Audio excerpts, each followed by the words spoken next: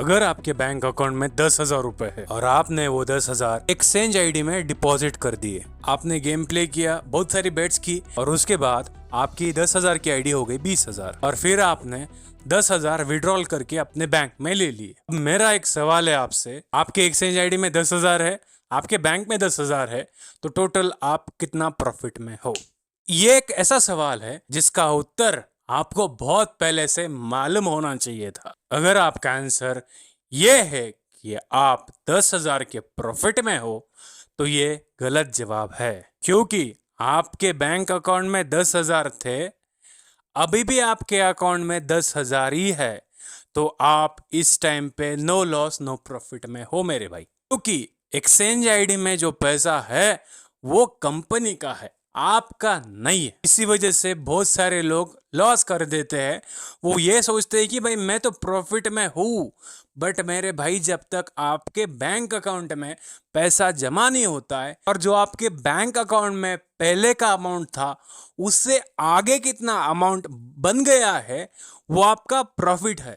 मान लेते 10,000 है और 10 का 20 हो गया आपके बैंक अकाउंट में, तो आप 10,000 के प्रॉफिट में हो। चलो फिर इंटरेस्टिंग सवाल से अपन ने वीडियो की शुरुआत कर ली है और कुछ ऐसे धमाकेदार सवाल देता हूं आपको जिसका उत्तर आप खुद सोचना और मैं बताऊंगा, फिर देखते हैं कि आपकी बैटिंग में इंप्रूवमेंट कैसे नहीं होता है। आपको पता है आप लॉस में क्यों हो? क्योंकि आप हमेशा बर्डन में खेलते हो। एक बोझ होता है आपके दिमाग के ऊपर एंड उस वजह से आप बहुत ज्यादा लॉस करते हो। सबसे पहले आपको ये बर्डन कम करना पड़ेगा। आपको मनी मैनेजमेंट बहुत अच्छे से आना चाहिए मेरे भाई। हाँ, ये मनी मैनेजमेंट आपके रियल लाइफ में भी और बेटिंग लाइफ में भी बहुत ज्यादा इंपॉर्टेंट है।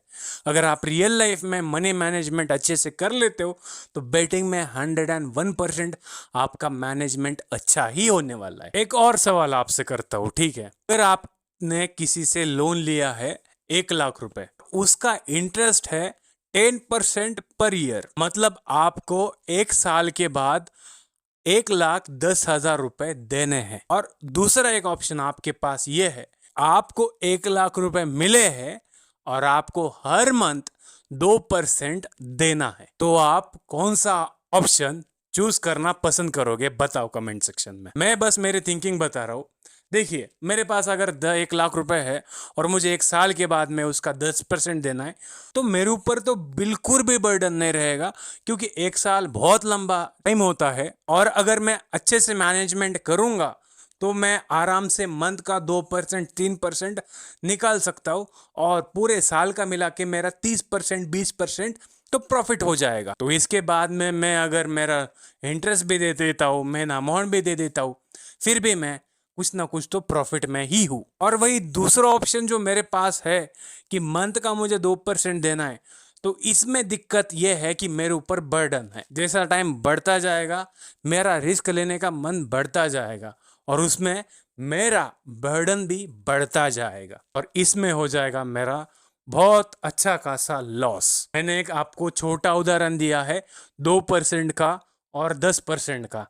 कुछ जगह पे ये 20% भी हो सकता है और 100% भी हो सकता है। मेरे हिसाब से लोन लेना गलत नहीं है, बट उसके ऊपर जो बर्डन आता है वो सामने वाले के फेवर में चला जाता है और आपका बहुत ज्यादा नुकसान हो जाता है। मुझे पता है बहुत सारे लोगों ने इस चीज को फील किया होगा। इस वीडियो में मैंने आपको 2 चीजें बताई। पहली चीज कि आप मनी मैनेजमेंट को कैसे गलत लेते हो और दूसरी चीज कैसे लोन आपकी लाइफ को डिस्ट्रॉय करता है। मनी मैनेजमेंट कैसा करना चाहिए जिससे कि आपका कंफर्ट बढ़ता जाएगा वो भी बताया है और एग्जाम्पल के थ्रू मैंने आपको ये भी बताया है लोन लेना सही है या गलत है, और लेते हो तो उसमें क्या टर्म्स एंड कंडीशन होनी चाहिए, कितना टाइम का स्पैन होना चाहिए जिससे कि आपके दिमाग के ऊपर बर्डन ना हो। मेरे हिसाब से ये सबसे बड़े 2 रीजन है जिस वजह से पंटर लॉस करता है। ऐसे डिफरेंट पॉइंट के साथ मैं आपके सामने आने वाला हूं। आगे के 3 वीडियो मैं इसी चीज के ऊपर बात करूंगा, बट डिफरेंट पॉइंट्स के ऊपर। आप कहाँ गलती करते हो और क्या गलती आपको करनी नहीं है। अगर आपको मेरी फ्री टिप्स चाहिए जो आप अगर फ्री माइंड से खेल सकते हो, तो मेरा टेलीग्राम चैनल का लिंक डिस्क्रिप्शन में और फर्स्ट पिन कमेंट में भी आपको लिंक मिल जाएगा। इंस्टाग्राम पे फॉलो कर लेना भाई, वहां पे मैं कुछ तगड़ी तगड़ी रील डालने वाला हूं, आपका मनी मैनेजमेंट पक्का हो जाएगा।